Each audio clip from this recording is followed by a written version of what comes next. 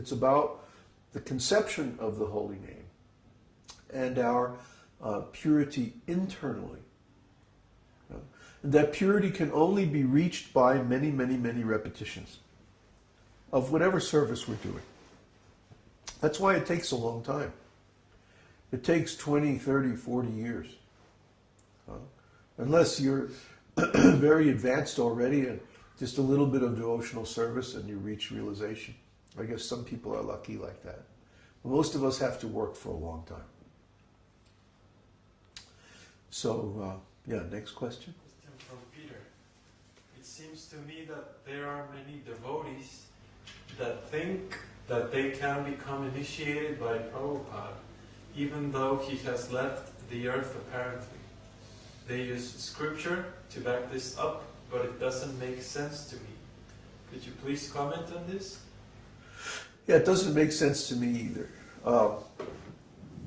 Prabhupada, when he was on this planet, he used a system which is called Vyabhicāri-bhāvas to initiate his disciples. Ritvik means a representative. And you see it throughout the Vedas, throughout Śrīmad Bhagavatam.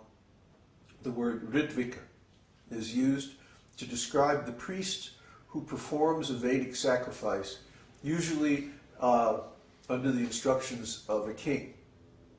In other words, the Vedic kings, they would gather so many brahmanas, and they would say, I want to perform this particular type of sacrifice.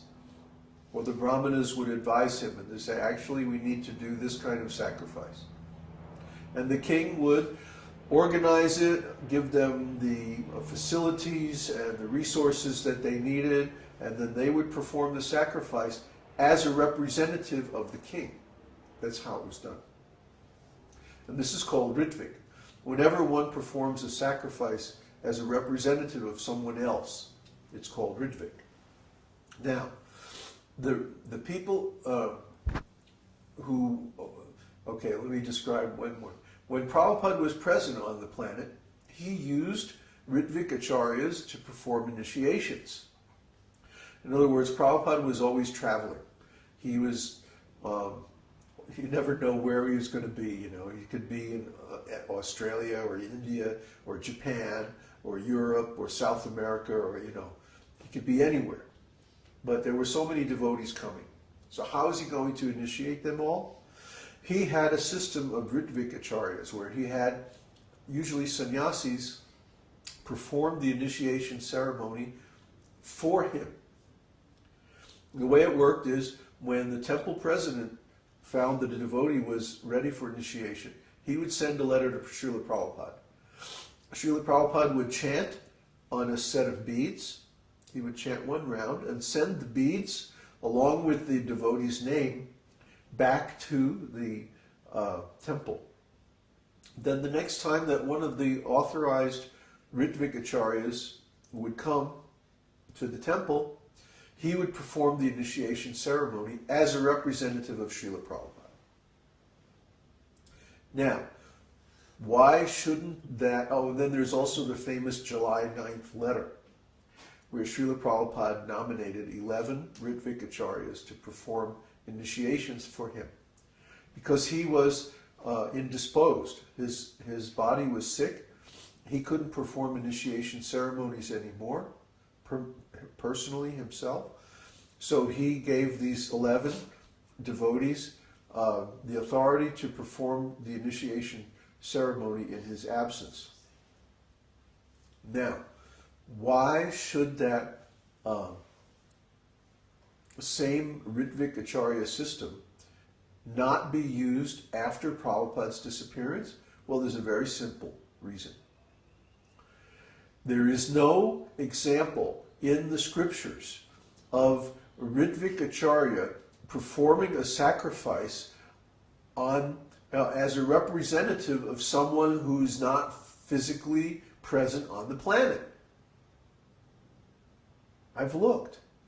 I looked up every single occurrence of the word Ritvik in Prabhupada's books.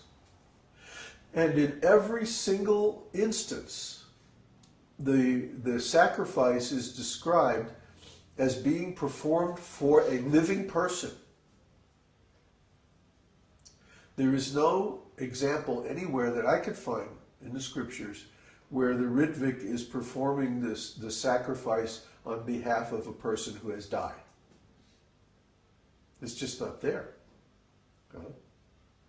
And in matters of rules and regulations of the scriptures, performing sacrifices and stuff like that, we're not at liberty to change those things. Prabhupada made certain changes. For example, he initiated women, which none of the Vaishnavacharyas had ever done before. But that was because of the nature of Western society. If he had not initiated women, he wouldn't have been able to establish his society, because normally in Vedic society, the husband is the spiritual master of the wife. But in Western society, the husbands and wives don't stay together. In fact, devotees have a higher rate of divorce than the general population. Go figure.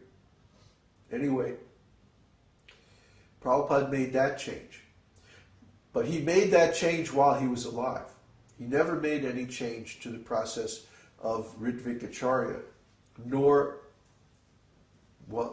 should he. Why should he?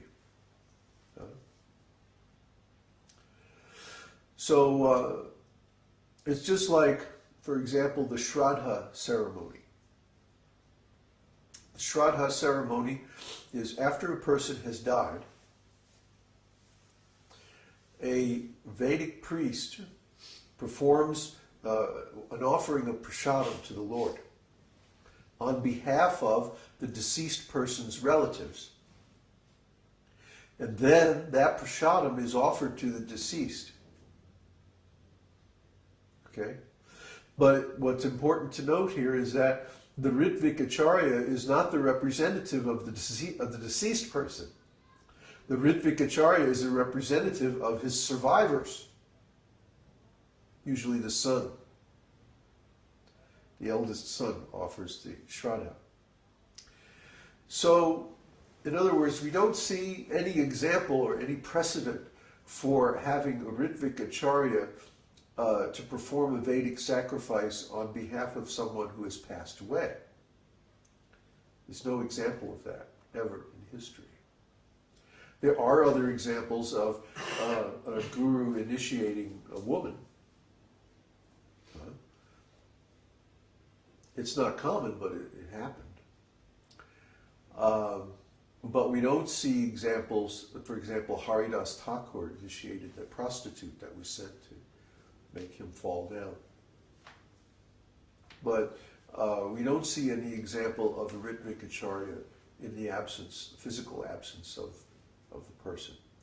So just on that count alone, we would have to say that this theory is not acceptable. The other reason why it's not acceptable is that a guru has to be able to give instructions. Even if you don't take initiation from a guru, you have to have someone available who can answer questions, just like this one. So, if I wasn't present, you would have to find someone who has the knowledge to answer your question properly. So, of course, we can say, well, Prabhupada's books are there and you can research Prabhupada's books and like that. But not everyone has time to do all that research. And also not everyone has the understanding to understand what the books mean. Maybe they get it wrong. Or maybe there's an exception that they don't know about. Or maybe an exception should be made because of an extraordinary circumstance. So in this way, it requires the presence of a self-realized person to figure out the appropriate answer. Otherwise, the disciple has only book learning to go on and could easily make a mistake. So in this way, the presence of a self-realized soul, either as Diksha Guru or Shiksha Guru, instructing Guru, is required for the continual advancement of the soul. When Srila Prabhupada disappeared, I spent a long time looking around at different Vaishnava, advanced Vaishnavas, because I felt a need to have a Shiksha Guru who could answer my questions. But all of the advanced devotees, or so-called advanced devotees, or senior devotees that I could find, they were all involved in this nasty politics.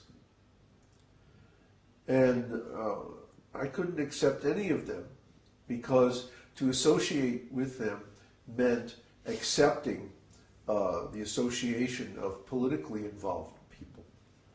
And I didn't want that. I wanted a pure spiritual connection to someone who is at least as advanced as I am, and maybe more. But I couldn't find anybody like that. And I really tried, too.